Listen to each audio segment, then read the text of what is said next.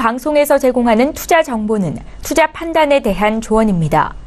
방송에서 제공하는 주식의 가치, 가격 상승 및 가격 하락에 대해서는 방송사에서 보장하지 않습니다.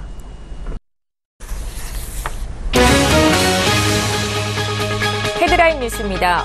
뉴욕 증시에서 주요 지수는 소비자 물가 상승폭이 예상에 못 미치면서 기준금리 인상이 빨라질 수 있다는 우려가 완화돼 올랐습니다. 뉴욕 증권거래소에서 다우존스 지수는 전장보다 0.80% 상승한 24,739.53의 거래를 마쳤고 S&P 500 지수도 0.94% 오른 2,723.07을 기록했습니다. 기술주 중심의 나스닥 지수도 0.89% 상승한 7,404.97의 장을 마감했습니다. 4월 미국의 물가가 시장의 예상보다 덜 오르면서 증시에 안도감을 줬습니다. 상무부가 발표한 4월 소비자 물가 상승률은 전월 대비 0.2% 올랐습니다. 음식과 에너지 등을 제외한 근원 물가는 0.1% 올랐습니다. 월스트리트저널이 집계한 시장 예상치 0.3% 상승을 하회한 것입니다. 물가 급등으로 연방준비제도가 공격적인 금리 인상에 나설 수 있다는 우려가 경감됐습니다. 지난주 실업보험 청구자 수도 약 48년 내 최저치 수준으로 감소해 투자 심리 개선에 도움을 줬습니다. 미 노동부는 지난 5일로 끝난 주간 실업보험 청구자 수가 21만 1000명을 기록했다고 발표했습니다. 월스트리트저널이 집계한 예상치 21만 5천 명보다 적었습니다. 4주간 이동평균을 적용한 지난주 실업보험 청구자 수는 1969년 12월 이후 가장 낮은 수준으로 떨어졌습니다. 국제유가는 오름세를 이어갔습니다. 뉴욕 상업거래소에서 6월 인도분 서부 텍사스산 원유는 전날보다 배럴당 0.3% 상승한 71달러 36센트의 거래를 마쳤습니다. 시장 참가자들은 이란발 공급 변수에 촉각을 곤두세웠습니다. 이란 핵협정 탈퇴를 선언한 트럼프 행정부가 이란 제재에 들어가게 되면 주요 산유국인 이란의 석유 수출이 감소하면서 공급 차질이 빚어질 수 있다는 전망입니다.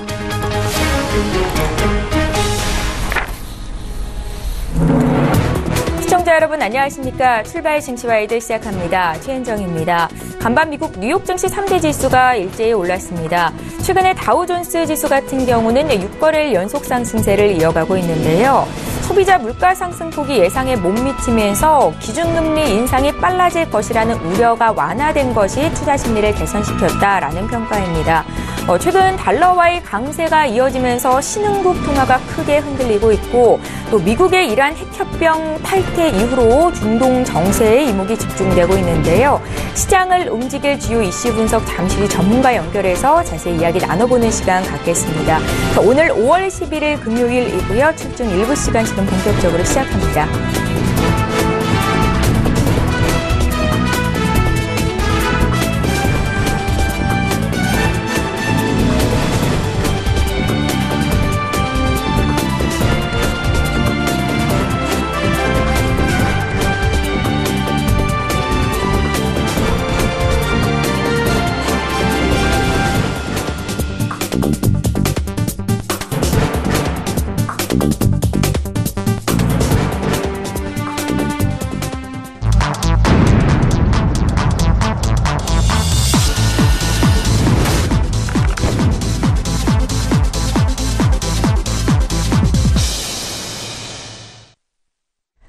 시장의 중심이 되는 이슈 분석 도와드리는 시간입니다. 글로벌 시시각각 시간이고요. KTB 투자증권의 이성훈 과장 전화로 연결해서 자세한 이야기 듣겠습니다. 과장님 안녕하세요. 네, 안녕하십니까? 최근에 달러와 강세가 두드러지면서 이 신흥국 통화가 크게 흔들리고 있습니다. 신흥국의 6월 위기설마저 얘기가 들리는 상황인데요. 국내 금융당국은 이 같은 위기론에 한국이 휩쓸릴 가능성은 적다라고 이야기하고 있지만 안심할 수 있는 상황은 아니라는 생각이 듭니다. 영향이 얼마나 있을지 좀 봐주십시오. 네, 우선은 아르헨티나가 그 IMF 구제금융을 요청하면서 지금 현재 상태에서는 신흥국, 특히 외국인 비중이 많은 그런 외국인의 자금에 대한 비중이 큰 그런 신흥국을 중심으로 하면서 제2 아르헨티나 사태가 나올 가능성이 크다라는 게 지금 현재 6월 달에 그런 좀 위기설이 좀 나와주고 있다 이렇게 판단이 되고 있고요. 우선은 그 아르헨티나뿐만 아니라 지금 터키 그리고 뭐 브라질이 대표적으로 좀 가장 큰 위험 국가라고 좀 볼 수 있겠습니다.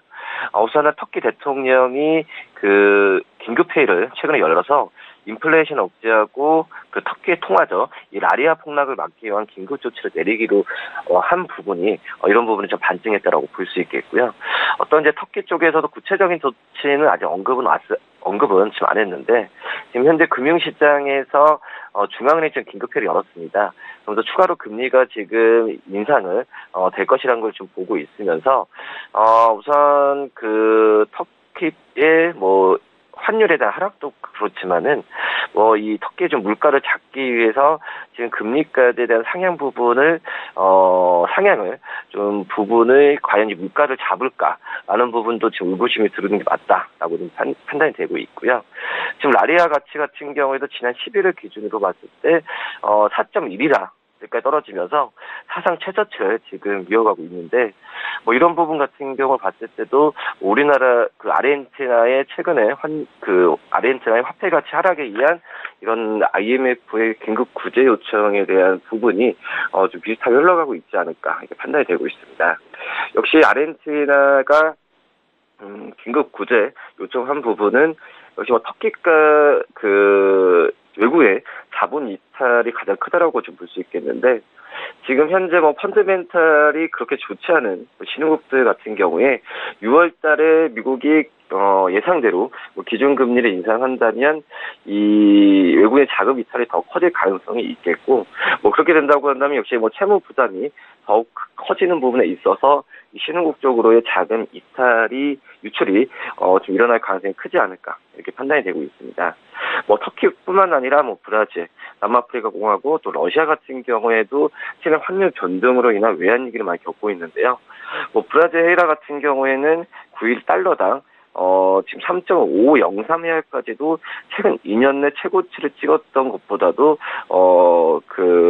어떻게 보면은 좀 오른 수치라고 좀 볼 수 있겠고요. 그리고 지금 현재 헤아라 가치가 달러 대비도 6.5% 이상 떨어졌던 걸 본다고 한다면은 역시 뭐 강달러에 의한 이 신흥국들의 통화 가치에 대한 우려감이 현실화되지 않을까 이게 판단이 되고 있습니다. 뭐 러시아 루블라 같은 경우에도 지금 현재 지난 4월부터 봤을 때도 9%까지 하락했었고 이 남아프리카 공화 랜드와도 지금 이달 들어서 연중 최저가를 좀 경신하면서 이 신흥국들의 대한 위기 부분이 분명히 좀 가시화되고 있다 이렇게 좀 판단됩니다. 예, 한국 시장에 미칠 영향은 어떻게 보십니까? 지금 우리나라 같은 경우에는 그 외환 보유액을 봤을 때는 아르헨티나 10배 수준이라고 좀 볼 수 있겠고요. 그렇기 때문에 지금 현재 뭐 급격한 금융시장의 영향은 받지는 않고 있는데 하지만 역시 6월 달에 미국이 예정대로 금리를 올린다고 한다면은 금리 역전에 의한 우리나라도 외국인들 자본 이탈이 나올 가능성이 크기 때문에 역시 우리나라도 6월 달에는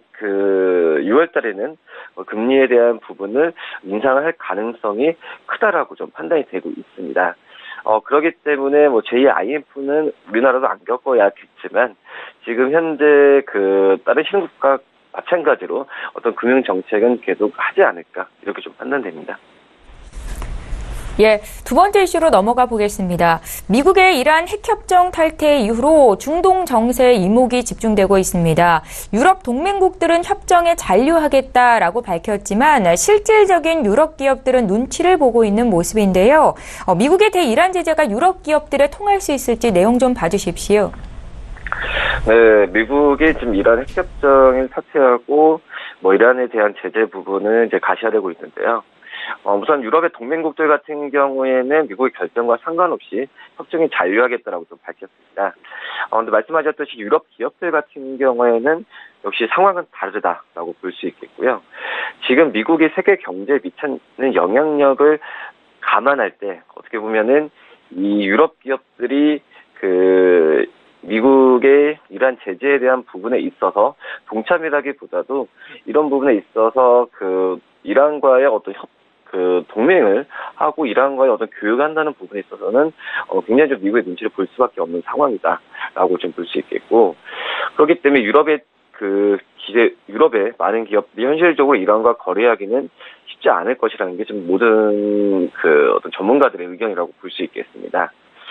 유럽 같은 경우는 지금 미국과 많은 경제 관계에 얽혀 있는데, 지금 현재 대형 기업들이 이런 부분에 있어서 민감한 반응을 보이는 건 사실이다라고 볼 수 있겠고, 특히 이제 이란과는 또 원유에 대한 부분에 어떤 수입을 하는 기업들이 많은데, 이런 기업들이 어느 정도는 미국 시장에 또 노출되어 있는 상황이기 때문에 이 미국의 이란 제재에 대한 부분에 있어서는 이 미국과의 반대편에 쓰기에는 현실적으로 힘들지 않을까, 이렇게 좀 생각이 되고 있습니다. 미국의 지금 미국의 같은 경우에도 이 어떤 유럽 정부가 은행 기업들에게 이란과 계속 거래를 할 수 있게끔 할 수 있게끔 이런 부분을 실질적으로 지금 차단을 할 수밖에 없는 금융 구조라고 좀 볼 수 있겠고요. 지금 유럽 2014년이었죠. 이란, 쿠바, 수단에 대한 제재는 이유로 이 BNP 파리바라는 기업한테 90억 달러의 벌금 부과한 사실이 있습니다. 이런 것처럼 이런 것처럼 일반 기업들이 미국의 어떤 정책에 반대를 하게 된다고 한다면은 분명히 보복 조치가 있을 것이라고 좀 생각이 되고 있고요. 트럼프 대통령 같은 경우도 지금 현재 이란에 대한 재협상 부분에 대해서 아직까지는 어떻게 크게 큰 이슈는 안 남기고 있는 상태이기 때문에 이런 현상은 계속 반복되지 않을까, 이렇게 좀 판단됩니다. 예, 이제 마지막 이슈인데요. 일본의 경상수지가 발표됐는데 10년 내 최고치였습니다. 배경 어떤지 함께 좀 봐주십시오. 네, 일본의 2017년도, 2010년 4월부터 2018년 3월까지 경상수지를 봤을 때 21조 7,362억엔, 우리나라 돈으로 213조 5,300억의 흑자를 기록했다라고 좀 밝혔습니다. 재무상이 발표한 이런 국제적 상황을 이용하면은 해외 종합적인 거래 상황을 보여주긴 경상수지의 흑자액이 전년 봤을 때도 전년보다 3.4% 늘으면서 2007년도에 24조 3,376억엔에 이르는 어떤 최고 수준이라고 볼 수 있겠습니다. 우선은 이런 이유 중에 하나가 우선은 일본을 방문하는 외국인 증가가 가장 크다라고 좀 볼 수 있겠고요. 우선 여행 수지 같은 경우에도 1996년 이래 사상 최고치를 기록한 거 본다고 한다면 일본의 어떤 인바운드 그런 수요에 의한 인바운드보다도 외국인들의 일본 쪽에서의 관광에 대한 부분이 크지 않나 좀 판단이 됩니다. 소득 수지 같은 경우에도 19조 9,105억엔 흑자로 2016년에 흑자액에 비해서 6.3% 확대됐고요. 해외 자회사 배당금 같은 이런 직접 투자 수익이 증가한 부분도 채권이자 수령 같은 증권 투자 수익도 많이 늘었다라고 볼 수 있겠습니다. 서비스 수지는 6,029억엔 적자로 보면서 1996년 이래 적자액이 최소였다라고 볼 수 있겠고, 무역 수지 같은 경우에 무역 수지를 보더라도 4조 5,818억엔 흑자로 2016년에 비해서 2.8%나 무역 수지 2016년에 20.8% 같은 경우에 흑자율이 좀 감소한 부분이 좀 있었고요. 또 원유와 LNG의 수입 증가로 전체 수입액은 13.4% 늘어난 부분이 좀 있습니다. 전체적으로 봤을 때는 혹시 경상수지가 긍정적으로 가는 방향으로 가고 있기 때문에 우리나라 입장에서도 부럽게 볼 수밖에 없는 상황이지 않나, 이렇게 보입니다. 예, 잘 알겠습니다. 이번 주 국내 증시 또한 좀 지지부진한 흐름을 이어가고 있는데요. 오늘장 투자 전략 마지막으로 여쭤보죠. 네, 오늘장 같은 경우에도 외국인들의 어제 순 매도 부분은 좀 이어질 가능성 분명히 있다라고 생각이 되고 있고요. 어제 같은 경우에 옵션 만기를 무난하게 끝났던 부분이 있는 상태에서 오늘 같은 경우에 외국인들의 매도가 이어진다고 생각을 하고 있는데, 하지만 수급적인 면에서 변화가 일어난다고 한다면은 그 부분을 좀 체크를 해야 다음 주 장에서도 긍정적으로 바라보지 않을까, 이렇게 좀 생각이 되고 있습니다. 최근에 어제 같은 경우에도 남북 경협주를 중심으로 하면서 이런 건설기계, 철강 업종에 대한 상승세가 많이 크게 좀 나왔는데, 역시 북미 정상회담을 전후로 했을 때는 시장에서 가장 큰 모멘텀은 이 남북 경협주에 대한 관심이지 않을까 판단되면서 어제 같은 경우에 총상위주 중에서 두산인프라코, LS산전 같은 이런 남북 경협주들을 좀 관심 있게 오늘 시장에서도 바라봐도 괜찮지 않을까 이렇게 판단됩니다. 예, 글로벌 시시각각 시간이었고요. KTB 투자증권의 이성훈 과장 전화로 연결해봤습니다. 고맙습니다. 네, 감사합니다.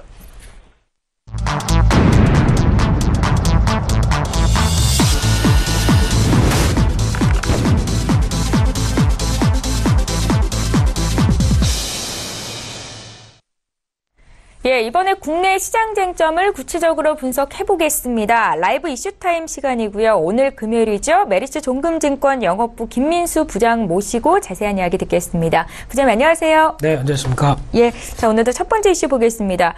최근에 우선주가 별다른 이유 없이 급등하는 현상이 반복되고 있습니다. 상승장 막바지 국면의 이상 징후다라는 평가도 있던데요. 부장님 어떠십니까? 네, 일단 보통 이제 우선주 강세의 시장을 규명을 할 필요가 있어 보입니다. 예. 네, 이제 과거에 몇 차례의 흐름을 보게 되면은 제가 알기로도 가장 우선주가 뜨거웠을 때가 2005년도에서 2007년도 때 이때 가장 뜨거웠었고요. 예. 그때 같은 경우는 붐이 일어났었죠. 그래서 이제 대형주를 뭐하러 사느냐, 우선주 사서 대형주 올라가는 거에 딱 2배만 더 먹자, 뭐 이런 분위기였었던 걸로 기억을 하는데.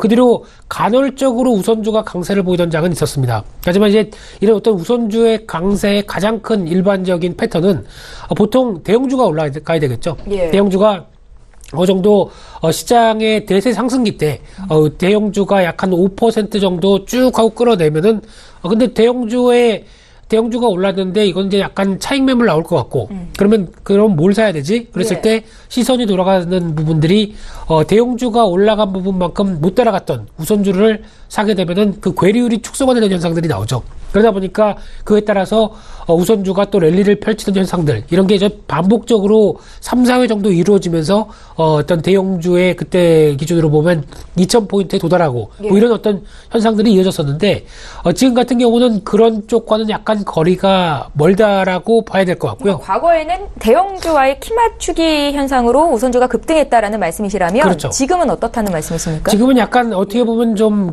그런 어떤 현상들에 대해선 비껴나고 있다는 쪽으로 보시면 될 것 같은데 예. 대표적으로 최근에 많이 올라갔던 우선주의 특징을 보게 되면은 일단 남북경협 테마와 관련이 있습니다. 예. 대표적으로 현대건설 우선주, 거기다가 현대비엔지스틸 우선주, 쌍용 양회 우선주, 이런 종목들이 이틀 정도 상한가를 기록하고 예. 어떤 강하게 단기적인 급등세를 보이다 보니까 일단 남북경협 테마가 올라가면서 그 괴리감을 줄이려고 하는구나 라는 관점적으로는 일단 이해를 할 수는 있을 것 같은데 예. 그를 빼고 나서 나머지 우선주가 급등하는 거는 일단 여기에 맥을 같이 하긴 좀 힘들다고 봐야 될 것 같고요. 대표적으로 이 남북경협과 무관한 테마로 이루어지고 있는 우선주가 급등하는 경우가 좀 나오고 있고 예. 거기다가 보통 저희가 많이 따지는 게 괴리율이라고 그러죠.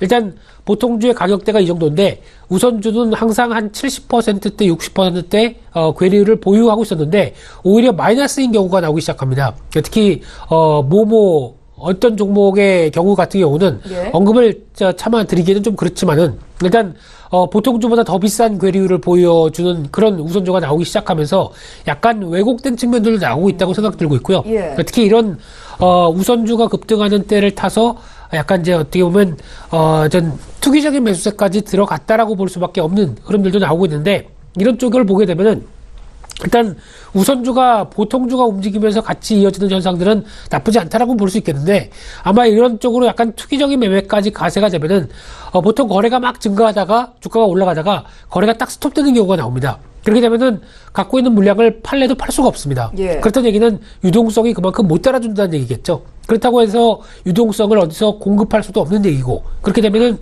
팔래야 팔 수도 없는 시점까지 나오기 시작을 하다 보면은 오히려 이런 쪽에 대해서 대응이 안 되는 흐름들이 나오기 때문에 예. 어떻게 보면 무차별적인 우선주가 당하겠지 라는 쪽으로 대응하는 것은 바람직하지 않고요. 가장 중요한 부분들은 우선주를 볼 때 보통주의 동향들을 보고 체크하면서 대응하는 게 가장 중요하다라는 쪽으로 봤었을 때 일단 아직까지 남북경협 테마와 관련된 쪽에서의 움직임들은 연장선상으로 볼 수 있겠지만은 너무 무리하다가는 대응하기가 좀 힘들다라는 관점들도 염두하셨으면 좋겠습니다. 그러니까 시청자분들은 투기적인 매매에 유의해야 된다라는 말씀이신가요? 그렇죠. 예. 네, 한마디로 그렇습니다. 예. 네. 그래서 전 투기적인 매매가 같이 움직였었을 때, 따라갔을 때는, 이제 나중에 빠져나올 때가 더 힘들다라는 국면들을 생각했었을 때, 일단 약간 주의도 필요하다라고 봐야 될 것 같습니다. 제가 앞서서 이 상승장 막바지 국면의 이상 징후다라는 얘기를 드렸었는데 여기에 대해서는 의견 어떠세요? 거기는 동의할 수 없습니다. 왜냐하면 이제 대형주가 일반적으로 다 같이 움직여서 대표적으로 그러면 삼성전자가 급등해서 삼성전자 우선주가 같이 가는 어떤 그런 현상의 맥락이냐라고 했었을 때는 그는 아니라고 봐야 될 것 같고요. 일단 섹터를 좁혀서 남북경협 섹터와 관련된 부분들 쪽에서의 급등이 이런 우선주를 강세를 몰고 왔다라는 쪽으로는 이해할 수 있겠는데 그 이상으로 넘어서 나머지 우선주까지 급등하는 경우는 일단 이거는 좀 비이상적인 국면이다 이렇게 봐야 될 것 같습니다. 예, 알겠습니다. 이제 두 번째 이슈로 넘어가 보겠습니다.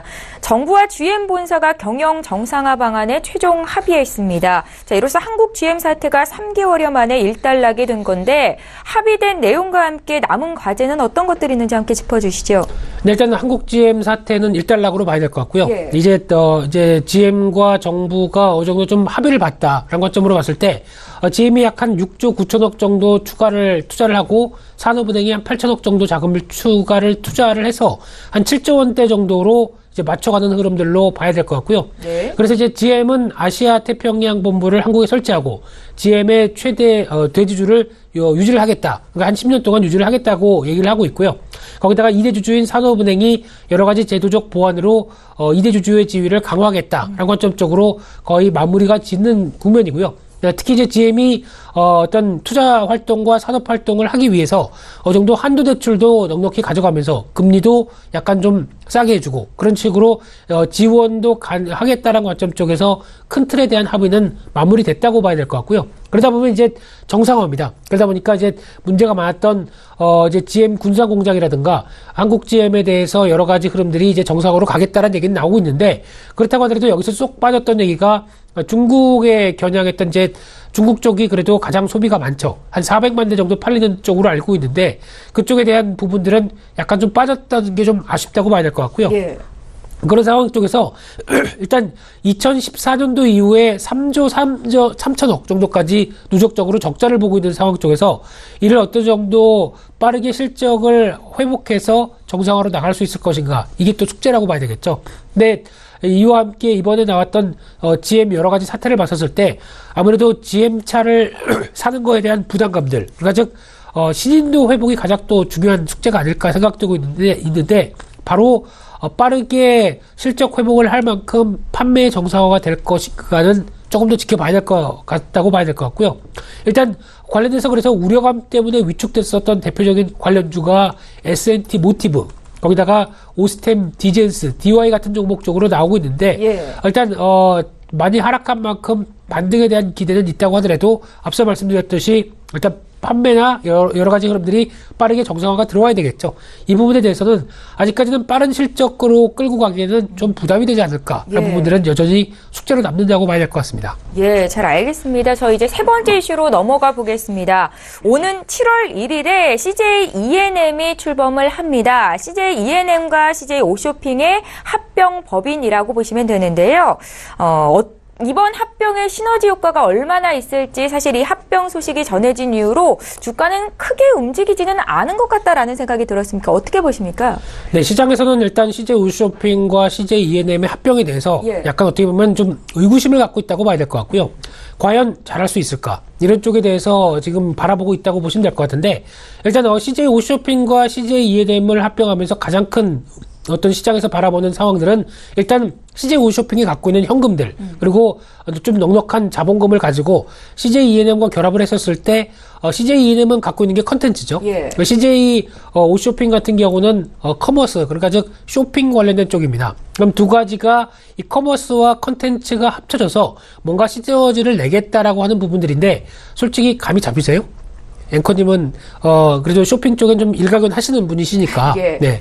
이제 어떤 컨텐츠를 연결해서 커머스와 어떤 정도 좀 그래도 유통 채널이 좀 다변화된다는 거에 대해서는 네. 긍정적이다라는 생각이 드는데요. 네, 시장이 좀 그렇게 해석했으면 좋겠는데 예. 시장은 그렇게 해석을 아직은 감이 안 잡힌다. 잘 모르겠다라는 분위기가 좀 크다 보니까 주가도 그렇고 여전히 좀 답보 상태다라는 쪽으로 봐야 될 것 같고요. 예. 그렇게 되면 일단 아직까지는 이제 또 합병기일도 남아 있고 특히 지금 보다 보니까 1대 0.41로 흡수합병을 해서 한 7월 1일 날 합병기일이고 7월 22일 날 재상장하는 걸로 예. 보이다 보니까 아직 합병기일도 많이 남은 상황 쪽에서 주가가 뭐 변할 가능성은 별로 없지 않느냐 이런 관점 쪽에서 약간 좀 느긋하게 바라보고 있다라고 봐야 될 것 같고요. 예. 따라서 일단 시장에서는 그래도 합병법인이 그래도 어느 정도 자본금을 갖추고 새로운 어떤 비즈니스와 같이 시너지 효과를 내게 되면은 한 2021년까지는 해외 매출의 확대와 함께 나올 수 있는 컨텐츠 사업 쪽은 한 4조까지는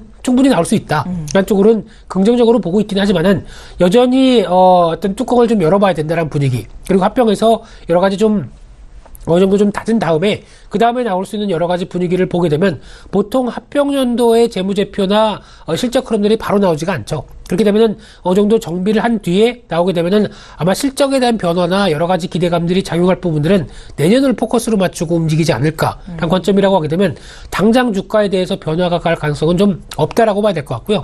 예. 최근 들어서 이제 CJ E&M 같은 경우도 어떤 중국 소비 관련된 쪽에서의 변화, 특히 컨텐츠주의 변화가 나왔을 때도 일단 시장에서 반응했던 쪽은 스튜디오 드래곤과 함께 음원 관련주들 이런 쪽으로 먼저 움직이고 CJ E&M은 좀 어떤 등락폭이 좀 그렇게 크지 않았다라는 쪽으로 봤었을 때 아직까지 CJ E&M에 대해서 확신에 찬 움직임이 좀 나오기는 좀 둔하다라는 관점적으로 보셨으면 좋겠고요. 일단 여전히 시간이 좀 필요하다라는 관점적으로 보셨으면 좋겠습니다. 그러니까 김민수 부장님은 CJ 오쇼핑이나 CJ E&M 지금 매수를 해야 되나라는 의견에 대해서 그러니까 투자 의견에 대해서는 중립보다도 더 부정적이신 건가요? 제 투자 의견은 예. 안 삽니다, 합니다. 네. 살 이유가 아직은 당분간은 없다란 쪽으로 바라보고 있고요. 예. 특히 이제, 그래도 자본금이 결쳐져서, 그래도 어느 정도 시너지를 내려고 하게 되면 시간이 필요하다라고 하게 되면은 일단 좀 유보적인 입장 쪽으로 바라봐야 되겠죠. 예, 시장의 흐름에 영향을 미치는 이슈 분석 도와드렸습니다. 자, 이제 한 주를 마감하는 금요일장이 약 30분 뒤면 시작이 될 텐데요. 지수는 뜨뜻미지근하게 움직이지만 개별주는 그래도 상승세가 두드러지는 종목들 있습니다. 투자 전략 좀 세워주십시오. 예, 요즘 장을 한마디로 말씀드리게 되면은 좋은 것도 아니고 안 좋은 것도 아니고 이게 뭐가 뭔지 모르는 예. 앞서 말씀드렸던 뭐 뜨뜻미지근한 장세 뭐 그거 맞는 것 같습니다. 좀 전자레인지에 확 돌려서 확 달궜으면 좋겠는데 지금 그렇게 되지 못하는 상황이라고 생각 들고 있고요. 근데 하나 여기서 좀 힌트를 봐야 될 부분이 이제 미국 시장이 아닌가 생각됩니다. 미국 시장의 흐름을 보게 되면은 최근에 다우지수는 왜 이렇게 계속 오르는 겁니까? 그걸 저한테 말씀하시면 안 되죠. 부장님이 전문가시잖아요. 트럼프한테 물어봐야 되겠죠. 트럼프는 미국 시장 올라가게 되면 되게 좋아하니까. 근데 어떻게 지금 미국 시장의 분위기를 보게 되면 지금 이제 미국과 이란의 핵협정 탈퇴되면서 유가가 올라가는데 유가가 올라가게 되면 수입 물가가 올라가서 물가에 올라가는 수준이 나오게 되면 금리의 부담이겠죠. 안 좋은 뉴스죠. 거기다가 또 지금 10년 만기 국채 수익률 보게 되면은 3%대, 2년 만기 국채 수익률도 2%대 상당히 많이 목에 차서 올라오고 있습니다. 그런데 시장은 영향을 안 받습니다. 그렇다는 얘기는 일단 미국 시장을 바라보는 상황 쪽에서 일단 악재는 어느 정도 소화할 여력들이 충분히 있다. 그런 관점 쪽에서 움직이는 미국 시장의 동향이 아닐까. 란 쪽으로 바라봐야 될 것 같은데 그렇게 되면 이런 부분들을 국내 시장도 같이 좀 연관돼서 움직여야 되지 않을까 란 쪽인데 그런 관점 쪽에서 봤을 때는 며칠 전에 또 아르헨티나가 IMF에 어떻게 보면 또 구제금융을 신청했었죠. 그만큼 이 저금리 기조의 글로벌 저금리 기조에서 충분히 만끽하던 자금들이 어떻게 보면 좀 신흥국 쪽에서 빠져나오기 시작하다 보니까 나오는 여러 어떤 변화가 나오다 보니까 미국 시장은 그래도 괜찮다. 하지만은 신흥국 쪽은 잘 모르겠다. 이런 쪽으로 작용을 하다 보니까 약간 차별화된 기조가 가는 것도 하나의 부담 요인이다라는 쪽도 바라보셔야 될 걸로 보여지고 있고요. 그러다 보니까 시장에서는 일단 지수 모르겠다. 내가 여기서 왜 지수를 상관해야 되겠느냐. 그냥 나는 지금 당장 오늘 그리고 내일 돈만 벌면 된다라는 쪽으로 지금 움직이고 있죠. 그게 가장 큰 두 가지 큰 섹터가 제약바이오 업종 그리고 남북경협 테마 쪽으로 그렇게 움직이고 있는 상황 쪽으로 보여지고 있는데 그렇게 되면 이제 섹터 중심의 강화와 쏠림들이 계속 연결되기 시작하면서 시장을 지배하는 그런 구조다라고 봐야 될 것 같고요. 그렇게 되면 지금 한 6월달 지금 6월 12일이 이제 얘기했던 북미 정상회담, 6월 13일이 지방선거, 6월 14일은 뭔지 아십니까?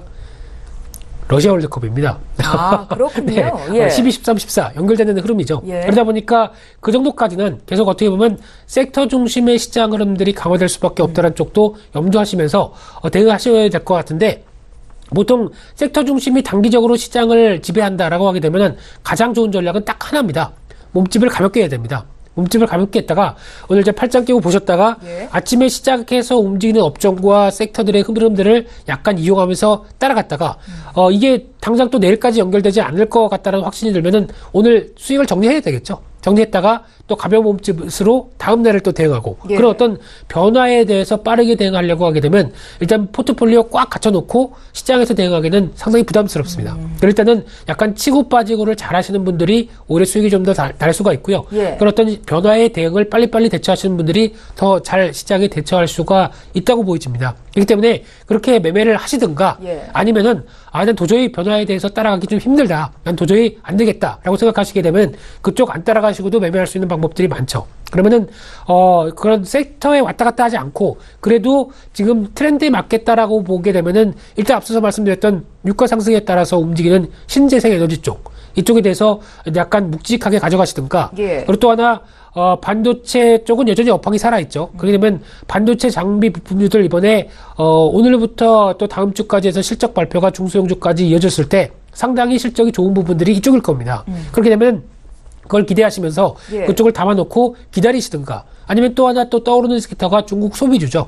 일단 중국의 관광객들이 오기 시작한다라고 하게 되면은 변화가 분명히 나올 것이니까 조정시마다 이쪽을 좀 담아놨다가 다음 변화를 기대하자라는 쪽이라든가 어떤 이런 약간 사놓고 기다릴 수 있는 섹터들도 충분히 있습니다. 그렇기 때문에 그런 쪽도 빠르게 대응을 못 하신다고 한다면 충분히 저점 때 분할 대응하셨다가 시장이 반응할 때 수익 실현하는 관점들도 충분히 나올 수 있다라는 쪽도 같이 대응하시면서 어느 정도 시장의 빠른 쪽에 발을 담을 것이냐 아니면은 시장이 좀 늦더라도 여전히 기회 요인들을 좀 더 찾을 것이냐 이런 쪽으로 답변화해서 시장을 대응하는 것도 중요하다고 봐야 될 것 같습니다. 주식 비중을 줄이고 단기 트레이딩 매매를 해야 된다라는 말씀이셨습니다. 오늘 시간 여유가 조금 있는데요. 구체적으로 어떤 종목을 보고 계신지 몇 종목만 좀 말씀해 주시겠어요? 네, 종목까지 콕 집어서 말씀을 드린다고 한다면은 공부한다는 차원에서 좀 들어보죠. 네, 일단 신재생 에너지 관련된 쪽에서 만약에 남북경협주만 일단 말씀을 드린다고 한다면 제약바이오 쪽은 일단 뭐 섹터가 다양한 흐름이긴 하지만은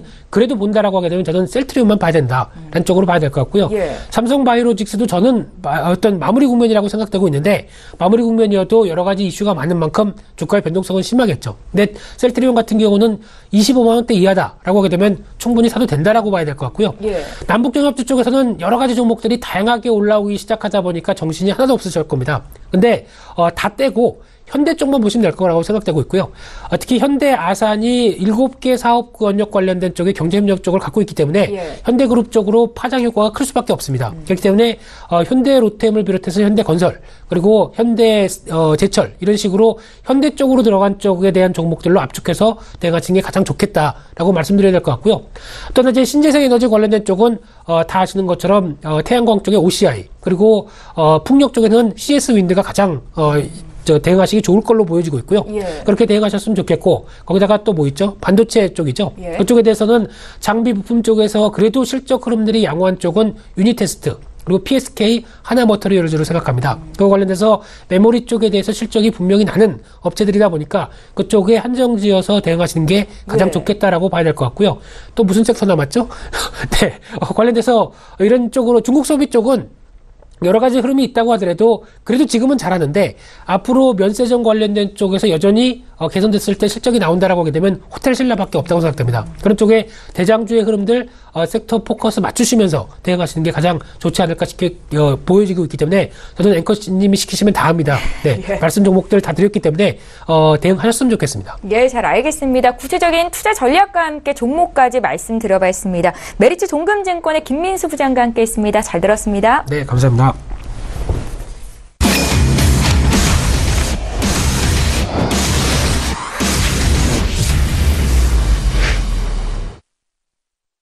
네, 이번에 국내외 선물 시장 투자 전략 짜도록 하겠습니다. 선재 트레이더의 선물 하이킥 시간이고요. 선재 트레이더 오늘도 화상으로 연결해 보겠습니다. 안녕하세요.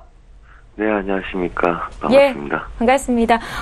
간밤 야간 선물 시장이 오른 것으로 기록이 됐는데요. 오늘 투자 전략은 어떻게 짜고 계신지 국내 쪽부터 좀 들어볼게요. 네, 그 전일에 꼬리를 달고 미국가 상승을 도모해서 제가 이렇게 말씀드렸죠. 317 지수 가서 만기 맞이할 거다. 다행히 317 지수까지는 갔었고요. 어제 사실은 매수를 그 전날부터 들여서 매수를 원래는 319 지수까지 보려고 했었었죠. 근데 오전에 매수 배팅을 하고 나서 힘이 없기 때문에 317.00부터 20 사이 찍을 거니까 거기서 마감하시라. 그리고 오버를 하고 싶으신 분들은 319 지수까지 가능성을 보시면 된다. 이렇게 말씀을 드렸습니다. 그래서 319.50을 깨지 않고 얘네들 지지력의 매수 배팅을 지속적으로 받아내서 1차, 그 다음에 2차의 가능성을 본다. 이렇게 말씀을 드렸습니다. 자, 야간장 때 보자면 이미 318.6070까지 올라왔습니다. 그래서 충분히 가능성 있는 자리라고 보시면 되겠죠. 자, 그래서 우선은 예상 지지력들 이제 316 지수. 어제는 316 지수를 안착하는지에 주목하자. 근데 바로 316 지수를 넘어가서 시작이 됐었죠. 그래서 이 구간들 추세 상단부들 제약을 두고 이 구간들 315.50대 지지가 돼서 317, 그 다음에 319 지수까지 간다고 보면 된다. 그리고 어제 만기 때는 317 지수에서 마감될 거다. 그글적게 그렇게 말씀을 드렸기 때문에요. 그래서 우선은 그렇게 해서 잘 마무리를 지었고요. 야간장 때 아직 정리를 안 들어가신 분들 오늘 지속적으로 316 지수를 막아내놓고 추가적인 상승 여력들 보시면 되겠다. 그래서 그 이후의 그림들은 좀 익절을 잡고 끌고 가셔야 될 부분이고요. 오늘 익절이 된다면 아무래도 마감하는 날짜로 보시면 좋겠다.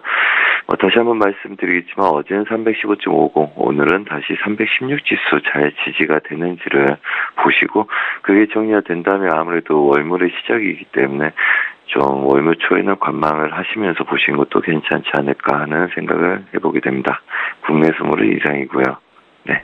예, 이어서 해외 선물 시장 쪽도 보겠습니다. 이란 핵협정 탈퇴, 미국에서 그랬었죠. 시장의 이슈들이 참 많은데요. 어떻게 투자 전략 짜고 계신지 좀 들어볼게요. 네, 우리 달러 인덱스 이 구간 안에서 갇혀서 횡보할 거다고 예상을 했었고요. 그 다음에 윗 구간에서 지지하고 놓은 아이들 빠졌다가 혼조세 양세 든 애들 더 이상은 매수 쪽 배팅이 될 수가 없다. 그래서 하단부를 다시 열어놓고 매매를 했었습니다. 자, 그래서 우선은 유로 FX 그제부터 한 2, 3일 정도 걸릴 거니까 예상 목표치들 1.19600을 드렸고요. 그 다음에 1.19800 넘어가지 못하고 이 구간은 매수로 가면 50% 이상 다시 되돌릴 거다까지 지정을 해드렸습니다. 그래서 그 전일에 지지력에서 배팅에 저가를 깨지 않는 애들로 매수 홀딩을 했었고요. 그 다음에 어제 다시 1.19000대 지지력에서 매수 청산, 매수의 홀딩, 그 다음에 재매수까지 드린 상태입니다. 그래서 엄청난 금액의 수익을 지금 본 상태고요. 이렇게 해서 얘네들 부하권 한마디로 무너진 자리와 저항의 중심 자리까지의 반등을 노렸다 이렇게 보시면 됩니다. 그래서 달러 인덱스 향방에 지속적으로 주목해야 되겠지만 예상 지지력들은 1.1910대부터 다시 1.19800대까지 전체적인 보합을 보시고 추가적인 방향을 설정하시라 말씀을 드리겠습니다. 자, 그리고 크루드 오일입니다. 어제 크루드 오일은 그제부터 이 구간에서 단타 저희가 매도를 잠깐 봤었습니다. 이때 단타를 보면서 주 목적은 71.80에서 매도를 대기하는 거다. 이렇게 말씀을 드렸고요. 그 다음날 어제죠. 어제 아침에 오면서부터 이 구간에서 매도를 잡으신 분들도 있지만 못 잡으신 분들도 있어서 다시 51.52에서 재매도를 드렸었습니다. 자, 그래서 그걸 71.10까지를 끌고 갔었고요. 그 다음에 다시 71.30대는 굉장히 중요했다고 보이는데 어제 새벽에 이 구간을 올려놨기 때문에 우선은 상단부 제약이 잘 막아내고 있는지를 볼 필요가 있겠다 이렇게 말씀드리겠습니다. 그래서 전반적인 저항과 지지력들은 우선 71달러부터 72달러까지 열고 보합권 매매 대응을 하시라 말씀을 드리겠고요.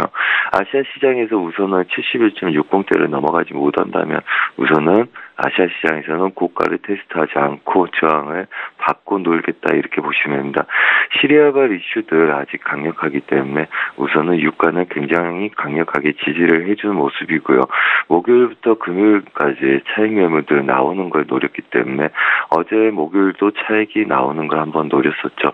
굉장히 큰 구간의 수익 구간입니다. 윗구간부터 한계약 기준으로 130만 원의 수익을 준 구간이기 때문에 그렇고요. 오늘 또 얘네들이 매수 쪽으로 추가적으로 올라온다면 오늘 또 차익을 좀 더 노려볼 생각을 하고 있다. 이렇게 말씀을 드리겠습니다. 자, 그리고 골드입니다. 골드도 유로달러 그다음에 달러 인덱스하고 똑같은 움직임을 보임으로써 유로달러 같은 움직임이죠. 자, 아래 구간들 지지력에서 지속적으로 매수 쪽 반등을 주고 있는 형국입니다. 자, 어제 사인은 이렇게 나왔습니다. 어제는 유로달러와 그다음에 크루드 오일을 주력으로 매매를 했었고요. 그 다음에 골드 질문이 들어와서 골드는 이렇게 말씀드렸습니다.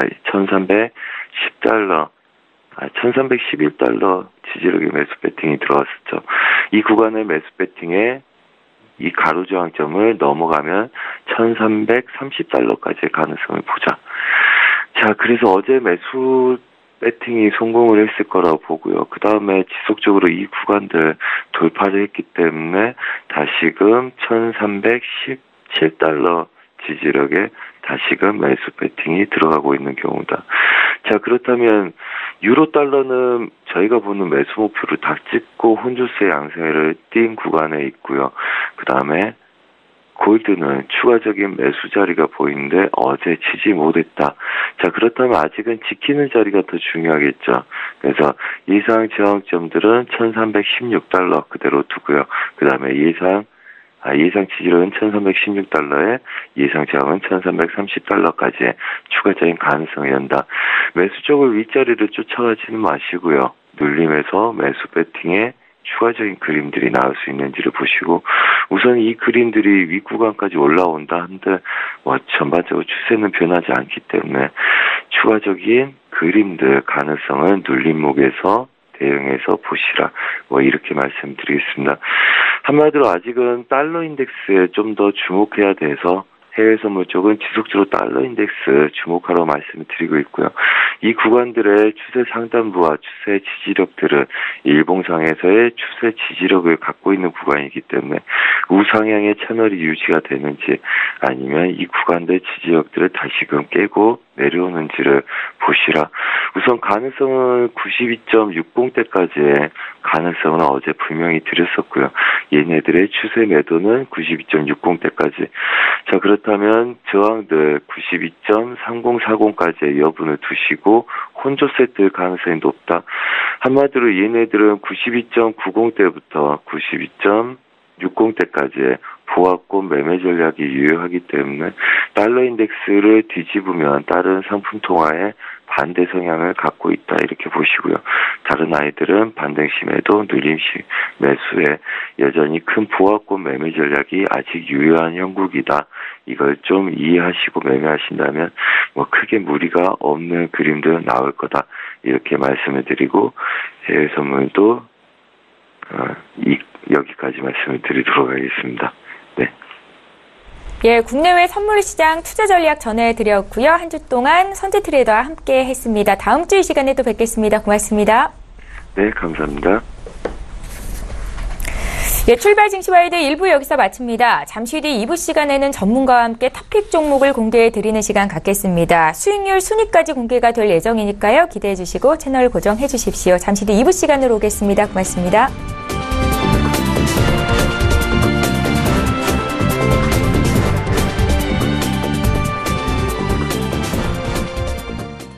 본 방송에서 제공하는 투자 정보는 투자 판단에 대한 조언입니다. 방송에서 제공하는 주식의 가치, 가격 상승 및 가격 하락에 대해서는 방송사에서 보장하지 않습니다.